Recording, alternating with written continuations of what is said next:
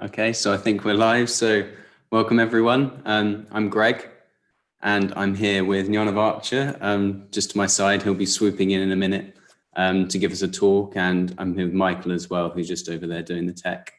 So yeah, it's really nice to have everyone here. Thanks for tuning in. And yeah, today we'll be doing a bit of meditation together, and then Jnanavaca will be talking to us about the defects of samsara. And then we'll go out into groups, have a bit of discussion together, and then we'll come back together at the end for a Q&A. So Jnanavaca can answer any questions that anyone has, and we can just discuss the things that have come up a bit more. So yeah, we've been doing this new format for the last few weeks where we've been on YouTube, and then we'll go out later into breakout groups. So if you're under 25, it'd be really great if you could join us for the breakout groups. But if you're not under 25 and you want to watch the talk, that's perfectly welcome. And yeah, it's really nice to have you here, whoever you are.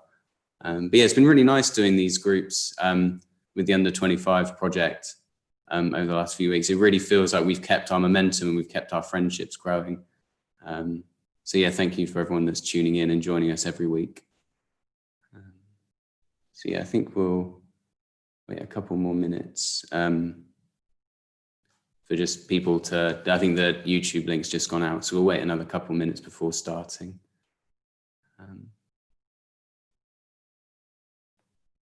Yeah, so today I'm going to be talking a little bit about meditation first, and then we'll do a guided meditation together.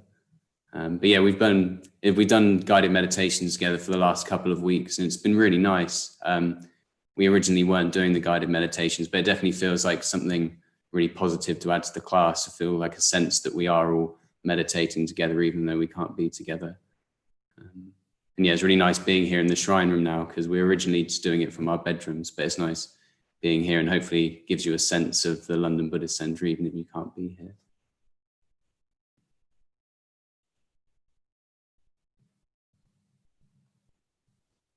I think I'm okay to get going. Okay, so yeah, I'm just going to talk a little bit first about, I'm just going to talk a bit about what I've been doing in meditation recently, really, and just sharing it with you. And then I'll be guiding us in a meditation to give us a sense of what I've been talking about and see if there's anything that works for you in there. So yeah, the things that I've been exploring recently in meditation has been, it's these imaginative images of the spirit and the soul. And yeah, I've been finding them really useful. And obviously, they're imaginative, poetic images. They're not literal, real things, but they're definitely, if you can engage in them in this imaginative way, they've really added a lot to my meditation and my understanding of my experience. So yeah, it's like it's the soul, it's the images of the soul and the spirit. So I'll just explain a little bit. So like the spirit energy is this upward, driving, sort of energetic, forceful energy, which that's the thing that makes us do things and makes us achieve things and really like get our energy into things. And that's this like sort of upwards spirit energy. But then that's contrasted with this soulful energy, and like the idea of the soul. And it's this sort of like downward, mysterious, sort of sticky, sometimes contradictory sort of, you can't quite pin it down sort of energy. And they're kind of they're the two parts of our energies, this kind of receptive and this kind of like forceful energies. And I've been exploring these in meditation, and I've been just finding it a really rich area. But yeah, Buddhism teaches that there's no such thing as a soul and a spirit. So we shouldn't take these ideas as literal.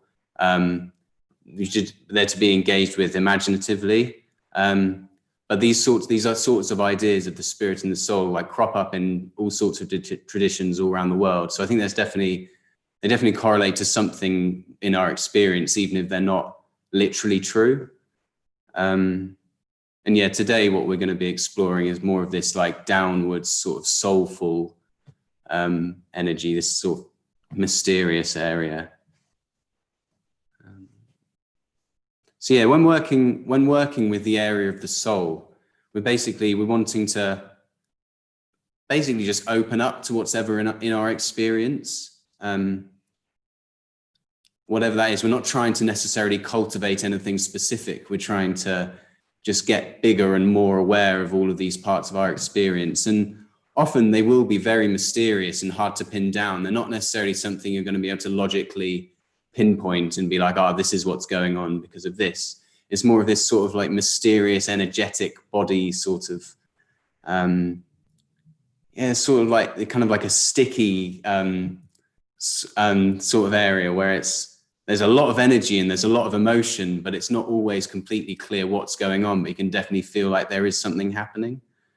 And then, yeah, when we can open up to this soulful experience, we can then really start to just turn towards our experience. And I really like the image of turning towards, because you get the idea of like your whole body orientating towards whatever's going on. It's not we're trying to like move towards it or sideways. We're properly orientating our whole body towards what's going on. And it's kind of in direct opposition to turning away. So you think if you don't want to see something, the best way to not see it is to just turn your whole body away. And so we're doing the complete opposite of that. But I think in meditation, I've definitely had lots of experiences where I can feel my mind wanting to turn away. And there's all sorts of ways that your mind does that. It was only yesterday I was meditating and I was just experiencing like a lot of anger coming up, and I could feel my mind doing all sorts of things to try and turn away from it. It was I was getting distracted and thinking about, oh, I need to stop, I need to go do this, or I was fidgeting. And at one point I could feel myself like, I kind of like punched my leg to kind of like, I don't know, like it felt like there was like somewhere distracting myself, and I could just feel my mind was trying to turn away from actually what I was experiencing. But if we can cultivate this kind of like big, soulful, expansive awareness, it becomes much more easy to stay with whatever uncomfortable feelings arise. And it is possible, I've definitely felt it before, where if I feel quite expansive, I've managed to stay with unpleasant experiences, even though they feel very strong. You kind of like have a container that's big enough to hold all those unpleasant experiences. Yeah, and I think, so yeah, it helps to relate to this in quite an imaginative way. And the way that I sort of imagine it when I'm meditating is it's kind of like a downwards and outwards energy. It's kind of like a downwards and outwards motion. So it's kind of, you're going down towards the earth and you're getting more grounded, but then you're also expanding out, and you kind of gradually feel yourself just getting larger and larger. And then you've got this kind of big container where it's like safe for anything that needs to happen can happen. So yeah, we'll be doing quite a lot of that image of down and out. But also we need to remember we're not actually trying to cultivate anything specific. We're trying to build this large awareness, but we're not actually trying to cultivate anything. So in that way, it's closest to just sitting. So it'd be quite useful to bring an attitude of just sitting to this, where we just allow whatever happens. And I will be giving some instructions with things to visualize, but hold them very lightly. It doesn't matter if you can't quite get the image. We just want to get a sense of this sort of downwards expansive energy. So yeah, don't worry too much about the images if they're not working for you. We're not doing a visualization. They're just to kind of help you get a sense of this. So yeah, I think we'll meditate now for about 15 minutes. I'll be talking about this sort of area. So if you want to get comfortable in a meditation posture, I'll just give you a couple of minutes to do that.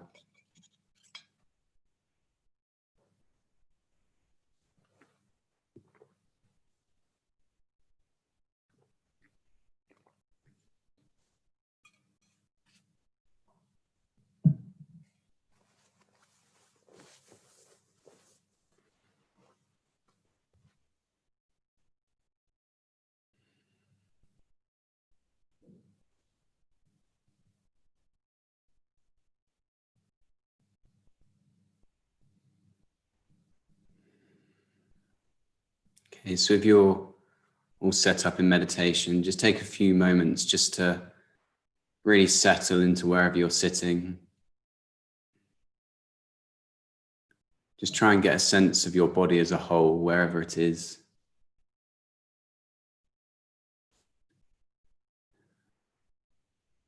And when we're doing this sort of work, we want to be making sure we've got a really nice sense of our posture. So maybe just sway a little left and right. Just find your center of gravity that way. And forwards and back, just find your center of gravity. I just want to get a sense of this nice grounded base, a long spine and a long neck. And if you can, just hold an image of yourself with this good, strong, relaxed posture.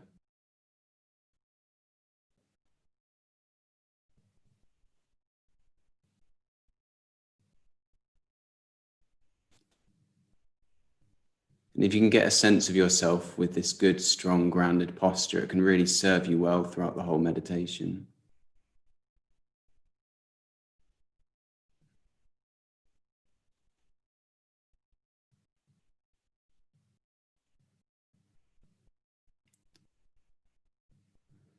So now we're just going to bring our awareness through our body, starting at the top of the head. Just bring your awareness to the crown of your head. Not trying to change anything, just bringing our awareness to that area.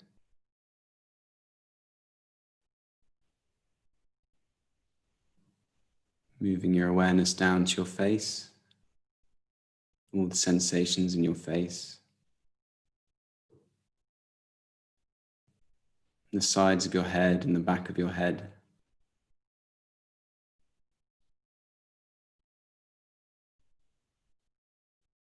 Down to your neck.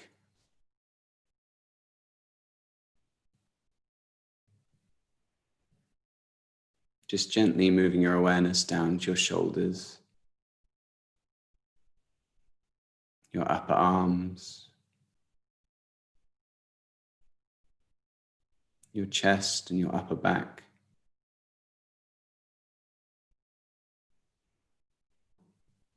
your elbows,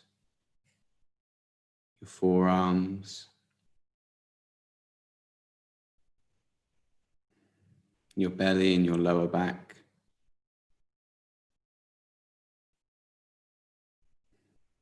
And just bring your awareness to your hands and your fingers. I'm not trying to change anything, just becoming aware of what's there. Moving down to your pelvis and your hips.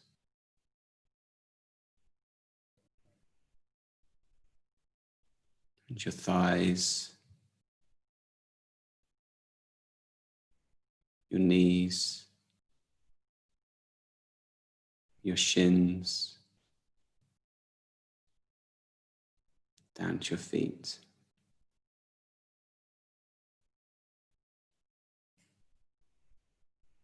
Now just try and get a sense of your body as a whole sitting in the space.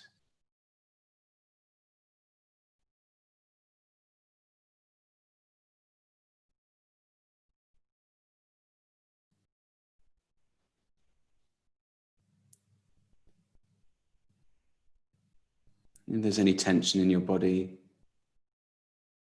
just do your best to soften it. But here we're not trying to try too hard. Just let things soften in their own pace.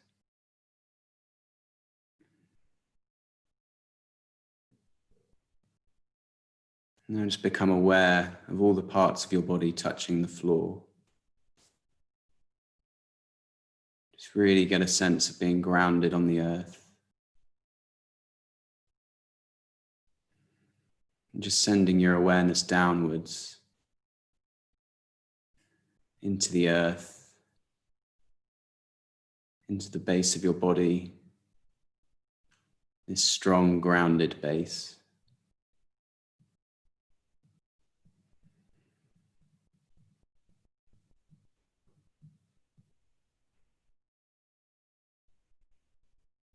You could try imagining your center of gravity just going deeper and deeper into the earth, making you more and more grounded. Just this downward energy, just bringing you down onto the earth.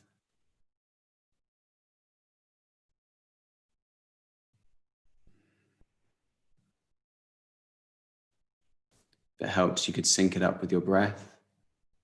So breathing in, breathing out, send the energy down. Breathing in, breathing out, just sending that awareness down to the base of your body and into the earth.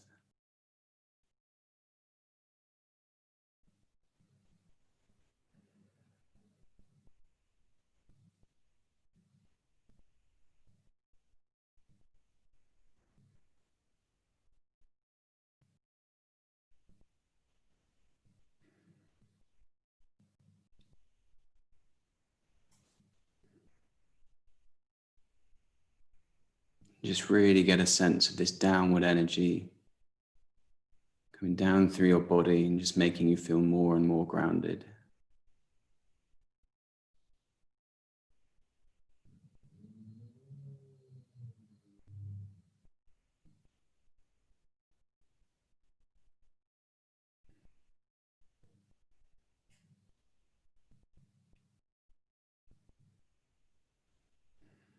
Now, as well as this downward motion, we're also going to start expanding.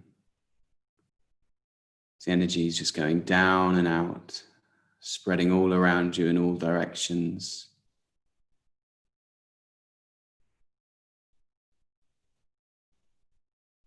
You can just feel your awareness just getting deeper, broader, and more expansive.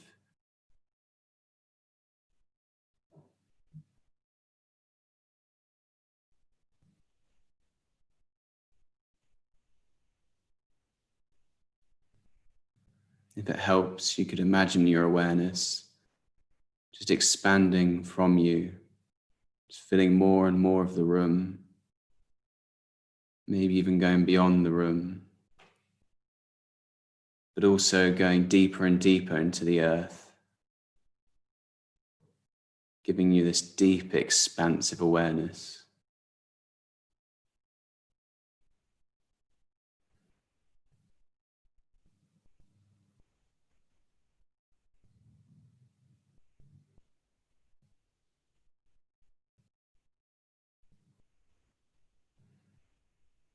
If you find your mind's wandering, just come back to the body, back to this image of this downwards, outwards energy. And if you need to, you can sync it with the breath.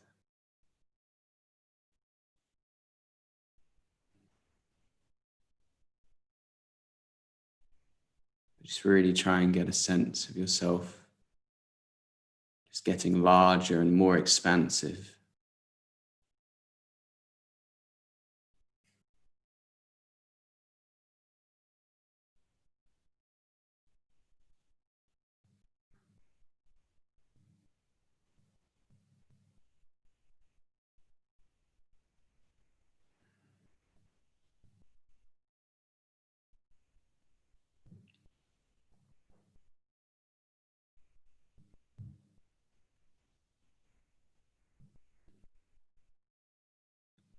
It's almost as if we're the base of a tree, with the roots expanding out in all directions, going deeper into the earth and further around us, just making us larger and more grounded.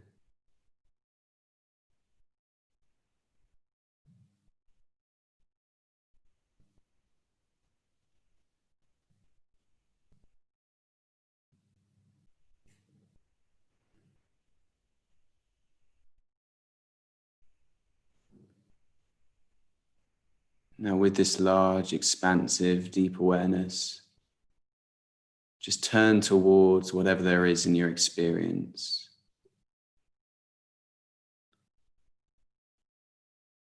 Here, we're not trying to cultivate anything at all.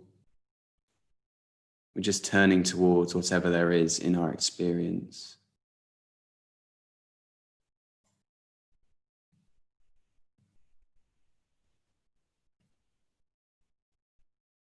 It may be strong or it may be quite subtle. It might be pleasant or unpleasant. There's no right or wrong. There is only what is.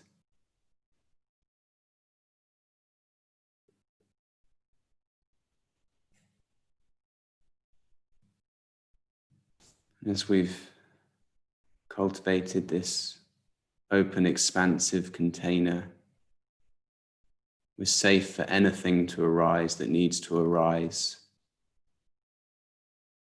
You're big enough to hold whatever may arise in your experience.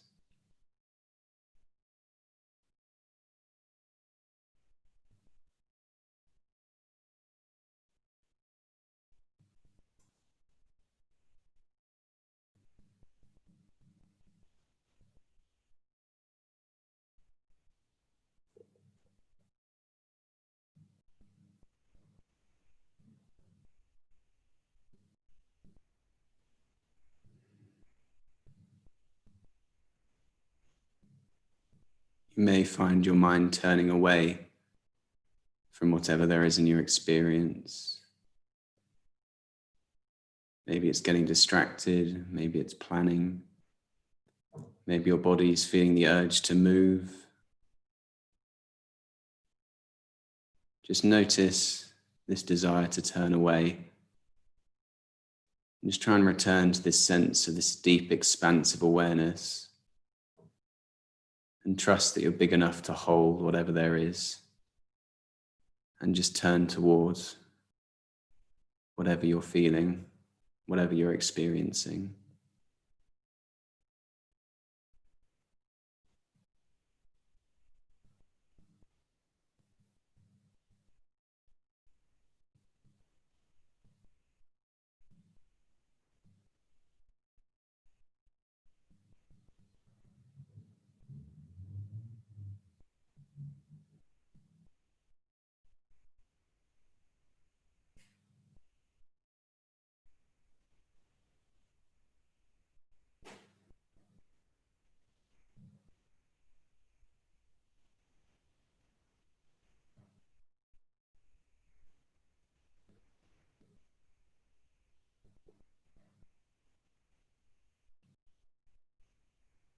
You may find that whatever you're turning towards starts to change. If it does, that's absolutely fine. There's no need to hold on to it, but also there's no need to try and change it. You may find that things are staying the same way. That's fine too. There's no goal here. We're just simply turning towards our experience in the safe container of this broad, expansive awareness.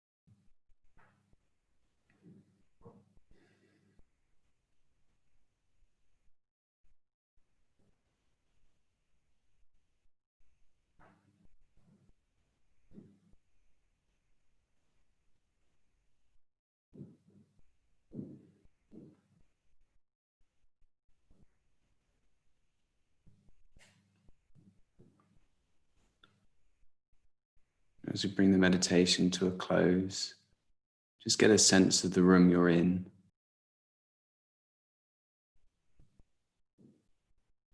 Get a sense of your body within the room.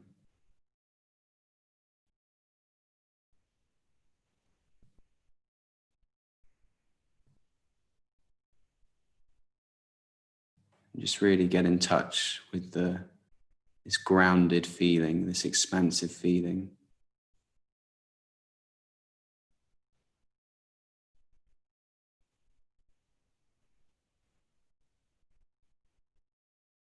And set the intention to maybe bring a little bit of this grounded, expansive awareness with you into the rest of your day.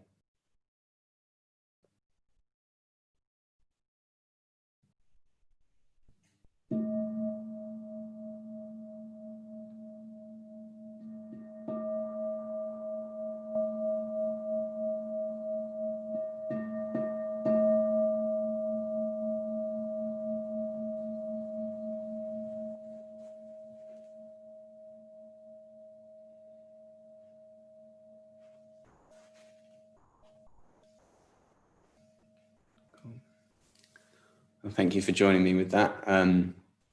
Yeah, I hope that's helped feel more grounded. Yeah, so we'll now we'll be moving on to a talk from Jnanavaca on the defects of samsara. So yeah, that'll be for about 20 minutes, and then we'll head over to Zoom into our discussion group. So me and Jnanavaca are just going to swap positions now. So yeah, thank you for joining us, Jnanavaca.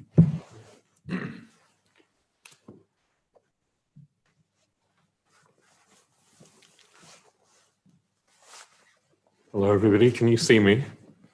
Am I too low? Michael's going to adjust the camera so you can... That's better, isn't it? Very nice to see you all. I can see some of you anyway. I can't see all of you. If you're on YouTube, I can't see you, but some of you I can see, and the ones that I can see, I recognize. So very nice to see familiar faces. So, yeah, welcome to this sort of Saturday morning experience, and thank you, Greg, for very lovely meditation. I certainly feel more grounded as a result of that. I hope you do too. Yeah, so I've been asked to talk about the defects of samsara. So I believe you've been doing these 4 mind turnings. I don't know if you were all present for those 4 mind turning reflections. They're reflections that come from the Buddhist tradition, particularly the Tibetan Buddhist tradition, where they're asking us to work creatively with our experience to turn our minds towards enlightenment, and to practice, to turn our mind towards enlightenment and to practice, so the goal and the path. Very, very important. We keep, I don't know, remembering to practice. I find that, you know, I know that the Dharma is true, it's real, it's the most important thing in my life. I know all of that. It's the most important thing to do. And I keep forgetting to turn my mind towards the goal and to practice. I hope I'm not alone in that. Well, I hope, in a way, I hope I am, but I suspect I'm not alone in that. I suspect that all of us, you know, just by being here on a Saturday morning, you're interested in the Dharma and you've seen something of the truth of it. But I suspect that we all keep forgetting, to practice. I get lost in petty, trivial distractions. I don't think there's particularly anything in my life that is very, very shaming or anything particularly awful like that. But it's embarrassing, my life, more than shaming, in the sense that the things that I get lost in. The little YouTube videos. I found myself watching Dragon's Den recently, and it was this compilation of the best of Dragon's Den. Dragon's Den is a fine program. I mean, great, you know, it's entertainment, it's whatever it is, I don't know what it is.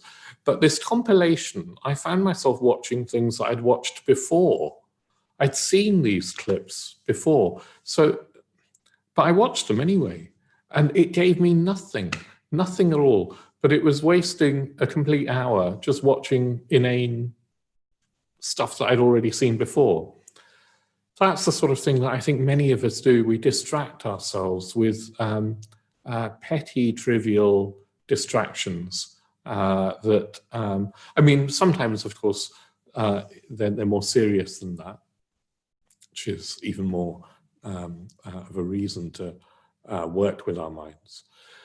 But often I think they're just trivial, and personally I have to remind myself that I don't want to waste my life watching reruns of Dragon's Den. That would be, particularly having come across the Dharma, Do you know what I mean? If I'd never come across the Dharma, then maybe watching reruns of Dragon's Den, there's many worse things that one can do with one's life. But having come across the Dharma, it feels particularly tragic. So these reflections, these mind-turning reflections, are things that I need to keep reminding myself to do. They're ways of turning towards the Dharma, remembering to turn towards the Dharma. So this one particularly, I think, is a really powerful one if you can do it in the right spirit. So we're turning our minds to the defects of samsara, the defects of conditioned existence, all the things that in samsaric existence, in conditioned existence, in, you could say, ordinary life, don't work, don't deliver, don't really fulfill. We're turning our minds to those things with a view to becoming disenchanted with the whole show. Positive disillusionment. It's like we are under an enchantment, a sort of magic spell that has been cast upon human consciousness from time immemorial, and it keeps us looking in the wrong places for fulfillment. It keeps us thinking that life will deliver, ordinary life will deliver in ways that it really can't deliver. It's an enchantment, it's a delusion. And we're trying to become positively disenchanted by reflecting on all the ways that life really can't deliver. Now, you're all younger, hopefully, younger than I mean, some of you might be watching on YouTube, have snuck in, and you're not really under 25. But if you're legitimate in this audience, then you're a lot younger than I am. And it feels a bit cruel to be saying to people so tender in their in their age that life won't work, but it really won't work. And it's not just a middle-aged, I'm not just a middle-aged grumpy thing having a crisis. Life really won't work.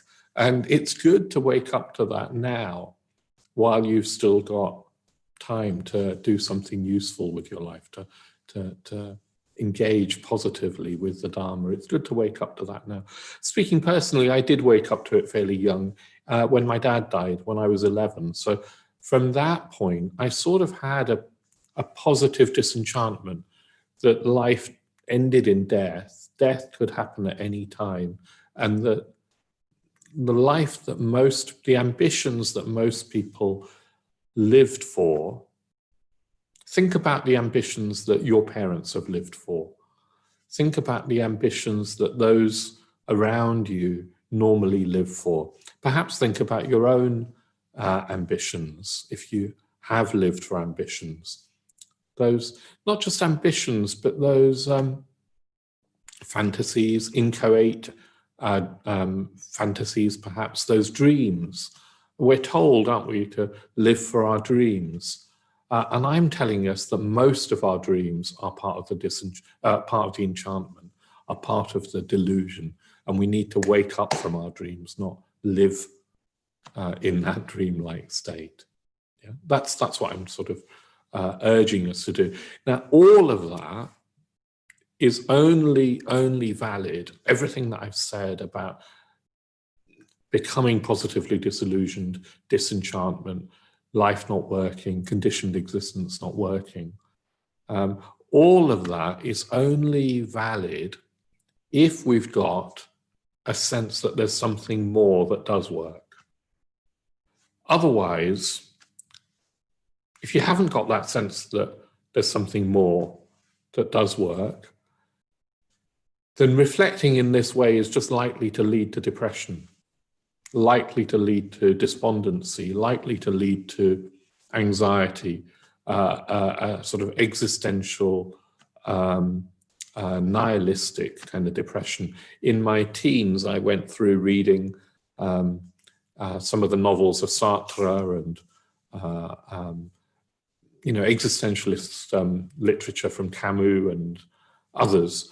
And I went round with a sort of cloud around me, thinking that I was being deep. And I wasn't being deep, I was just being miserable. And there was just this sort of existential cloud. Oh, there's nothing. Oh, there's nothing. Aren't I deep? Because I'm in touch with the meaninglessness of it all. Teenagers do that, don't they? Teenagers, I don't know, did you go through that phase of sort of teenage grumpiness, a miserableness that is masking, well, it's being mistaken for depth, is mistaken for, what's the point? What's the point of it all? And the teenager sort of sighs at parties while drinking and saying, what's the point? So I don't mean that. I don't mean get into that sort of morose teenage state. Or well, when you're my age, it's possible to go into a midlife crisis where, you've done the career, you've done the family, you've done the kids have left home, and you get into a what's the point? What's the point? I don't mean that either. I only mean this reflection in the context of an awareness that there's something more that life can offer, that the Dharma is a way out of this out of conditioned existence, and that is supremely worthwhile. You remember the story, the legendary story of the Buddha to be, Siddhartha Gautama, seeing those first three sights of old age, sickness, and death. Those first three sights had a profound effect on him, but they would have been meaningless had he not seen the fourth sight, which was of the wandering holy man, and that sight inspiring in the Buddha to be this sense that there was something more. Otherwise, you're just left with the existential, what's the word? Well, the problems of old age, sickness, and death with no way out. Wonderful novel by Hemingway. Have you? Some of you might have read it, called "The Sun Also Rises." It's sort of got two titles. It's called Fiesta and The Sun Also Rises by Hemingway, Ernest Hemingway. I haven't read much Hemingway, but this novel is Americans in Paris in the 1920s. So very sort of glamorous time for, I don't know, if you were an American in Paris and had money in the 1920s, all drinking absinthe and, I don't know, sitting in cafes and bars. Wonderful kind of evocation of that romantic kind of era. Anyway, the novel is shot through with all of these privileged people in Paris, these privileged Americans with nothing to do, and shot through with an existential ennui. There's nothing really wrong with their life, but they're bored. I don't know if you can relate to this in lockdown. You might be able to relate to it. There's an ennui. What do I do? What is the point? What is the meaning? And in the novel, there's a contrasting figure who's a matador, a bullfighter. Maybe it's set in Spain, actually. It might not be set in Paris. Anyway, there's this matador that one of the characters encounters, and he's really living. He's really, really living, because he's risking everything in every fight. Every bullfight is an encounter with life and death. There's a real sense of aliveness in him. Anyway, I don't know why I was thinking of The Sun Also Rises, but I think often for many of us in our Western lives, there is material privilege, but there is a sense of sort of existential ennui, of boredom, of meaninglessness. Yeah? And the point is to really reflect on that, not just to avoid it, not just to distract yourself with Netflix or Dragon's Den, but to really reflect on what's missing. Because if you can reflect on what's missing, with a sense that there's something more, that can then inspire you towards the ideal. Because, of course, enlightenment is a complete fulfillment. It's a complete freedom from all this meaninglessness that we seem to be surrounded by. There's a real fulfillment. There's a real seeing of the beauty and the potential of life. There's a real aliveness. Now, I had it in the lockdown. I had it for about 3 weeks when we first, 2 or 3 weeks, when we first went into lockdown, and all my normal assumptions about what was going on were stripped away. I found myself turning towards the Dharma and feeling very inspired. For 2 or 3 weeks, there was this sense of real aliveness in the knowledge that there was the possibility of death. Do you sort of mean? Somehow death and life, death and this feeling of aliveness can go together. If you think that you're going to live forever, no wonder you're bored. Do you sort of mean? But the first reminder of the 4 reminders is the preciousness of this human life, because it is fleeting and we don't know how long we've got. For the first couple of weeks in the lockdown, I was in touch with the fact that I could really die. All my plans had been cancelled. I didn't know what was going on in the world, and I just felt completely inspired. I felt in touch with the beauty and the preciousness of life, and I felt in touch with the fact that I needed to do something meaningful with my life. And I had the tools and the teachings to do that. I had the Dharma. So that's what we're trying to reflect on. Now, interestingly for me, that period of inspiration has waned. A few weeks into the lockdown, I renormalized everything. And now I think I'm going to live forever again. Or I have to really work hard to remember that, no, the threat of death is ever real, is as present now as it was 3 months ago. I've lost touch with that vibrancy and vitality that comes from knowing that this is precarious, samsara is precarious, but also that it doesn't work. It really doesn't work. This lockdown, not just lockdown, the pandemic has shown us that all the things that our culture has been based on, economic growth, to name one thing, but also our assumptions about life and what we're living for, all of that can be stripped away very, very, very quickly. Conditioned existence knows nothing about our ambitions, our career prospects. Conditioned existence, reality doesn't respect our delusions, those deluded dreams that we might have had. And for lots and lots of people, their dreams have been stripped away in this last few months. I've been teaching this week, Maitra Bandhu Subhadramati and I have been doing some seminars for some people in India, some order members and mitras in India, also young order members, young people like yourselves in India. And for many of them, their lives are in dire they're in dire straits. Not all of the people actually that I'm teaching, but for many of the people around them, the situation really is very, very bleak. It really doesn't work. It really doesn't work. And when are we going to wake up to the fact that life really doesn't deliver all those plans and hopes that we had for a happy ever after? I don't know if you've had the situation where you've had everything that you want. That you've had a dream and that it's been fulfilled. I don't know, I'm thinking of a perfect holiday.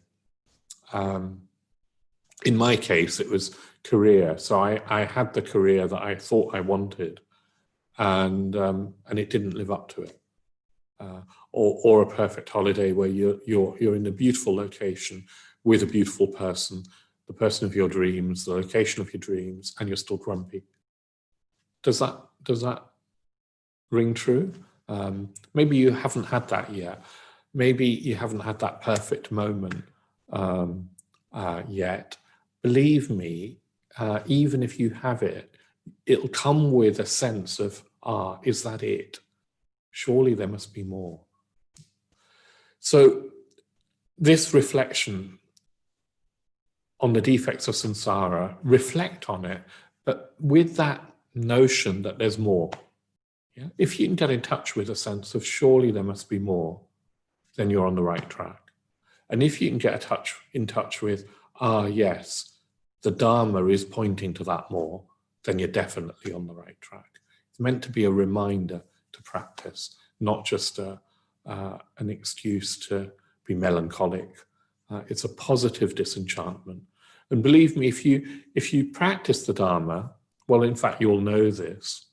I'll finish in a moment. If you practice the Dharma earnestly, with vigor, with sincerity, with an open heart, if you practice, with some real effort, what opens up is this sense of more. It's not just then a longing for more.